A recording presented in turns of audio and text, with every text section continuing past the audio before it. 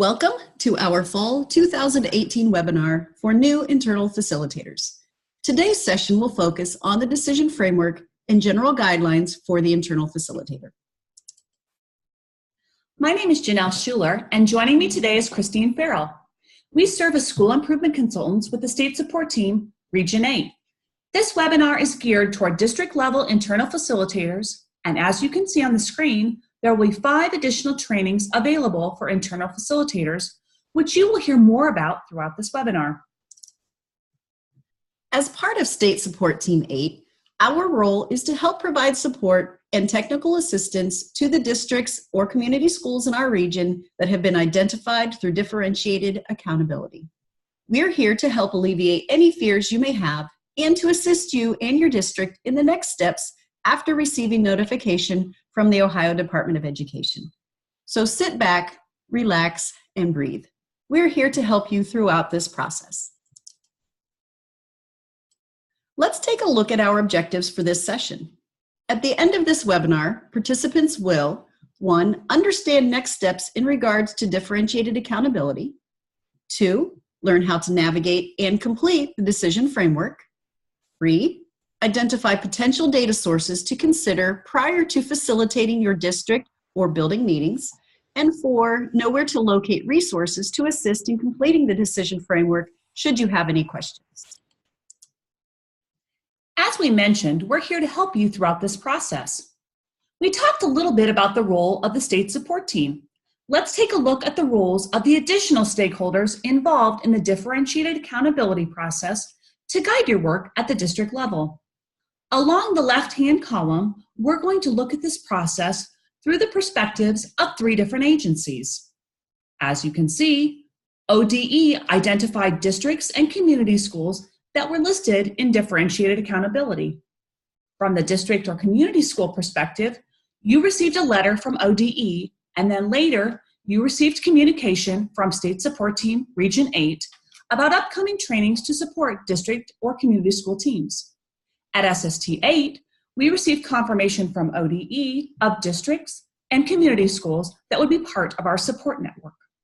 The next step is that ODE will be awaiting the completion of your district, building, or community school decision framework, or DF.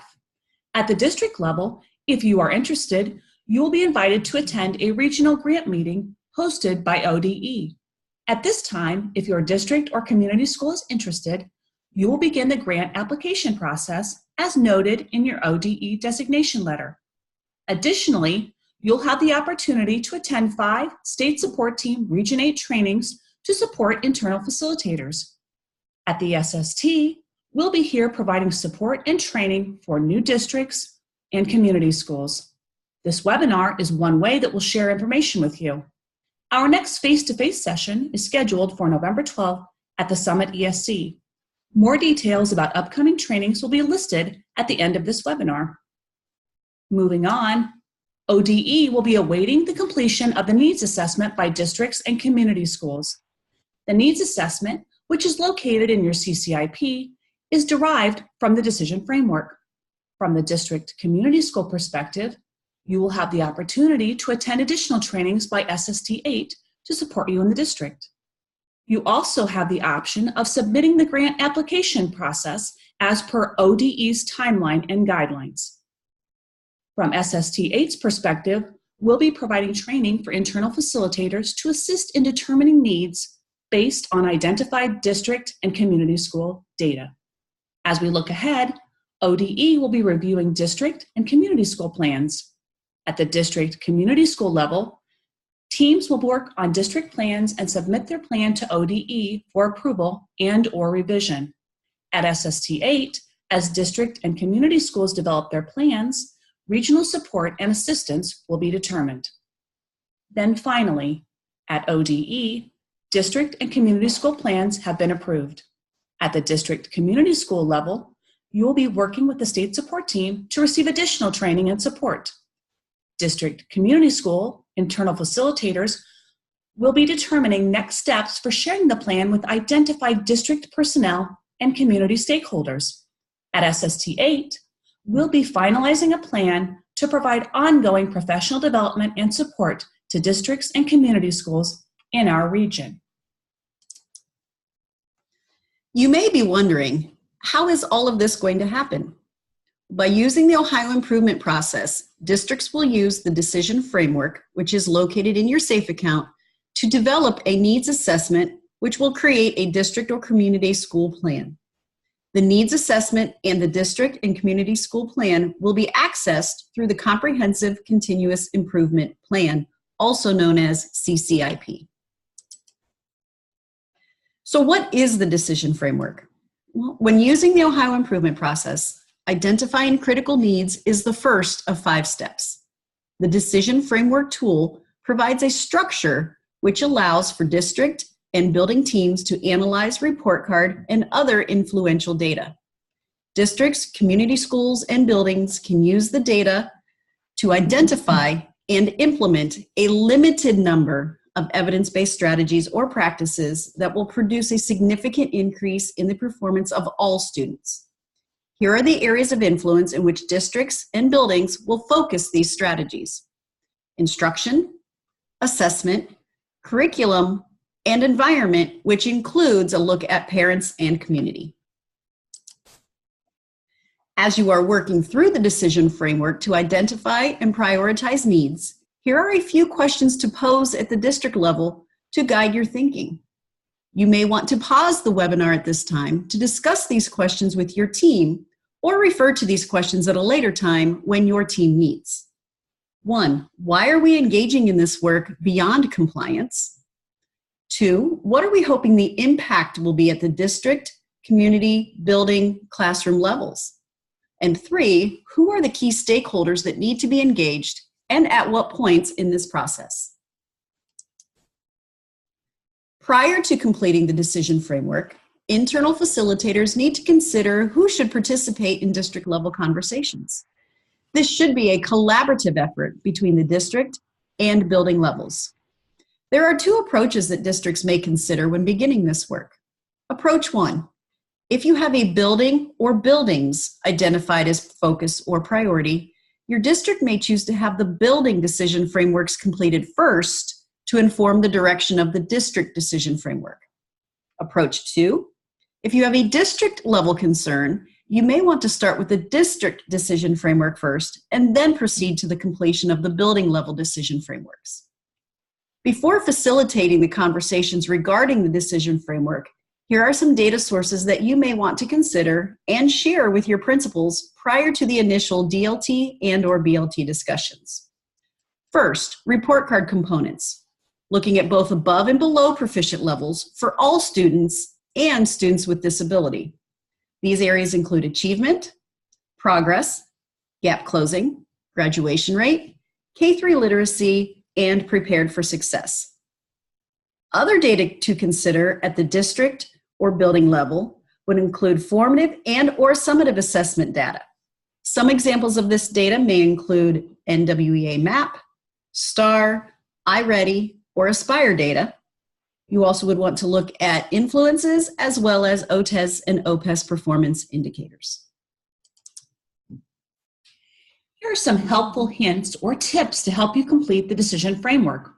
The goal is not to select many data concerns or areas of progress, but to select a limited number of concerns or progress that represent your district or community school's most significant data. The prep work for the initial discussion about the data is critical.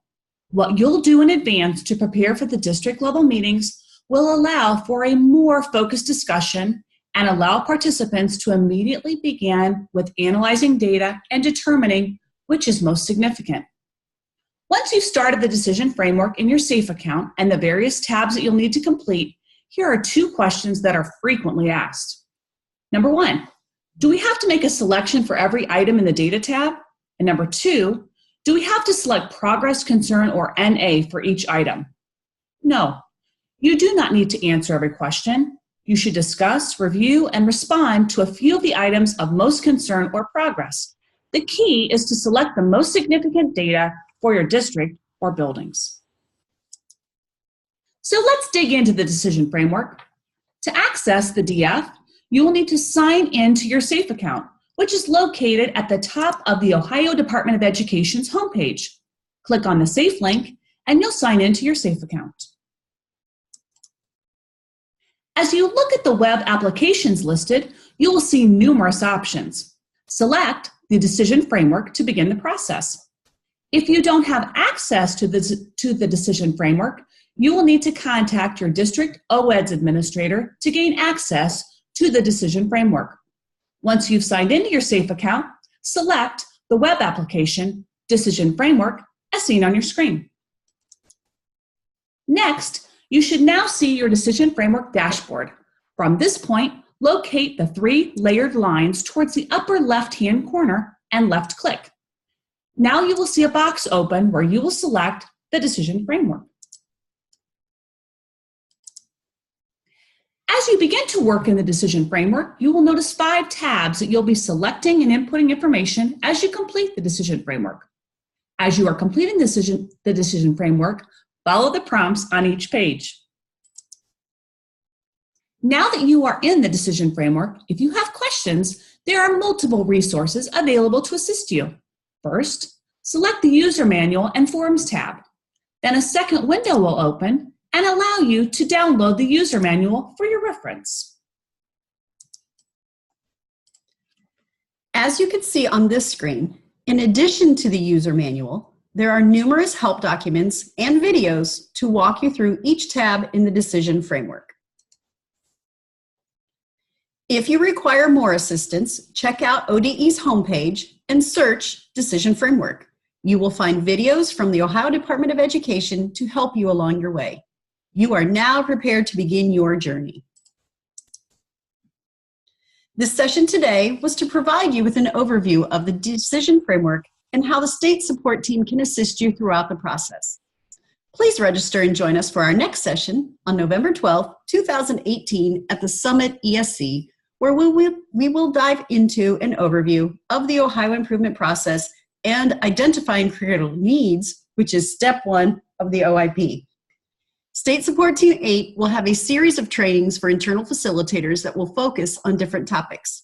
To register, visit www.sst8.org, click on News and Events, and then select the link to the event calendar and search for the dates listed on this slide. You will need to register for each training you plan to attend. In conclusion, please note that all information is tentative and subject to change based upon updates from the Ohio Department of Education. We look forward to working with you and hope to see you on November 12th.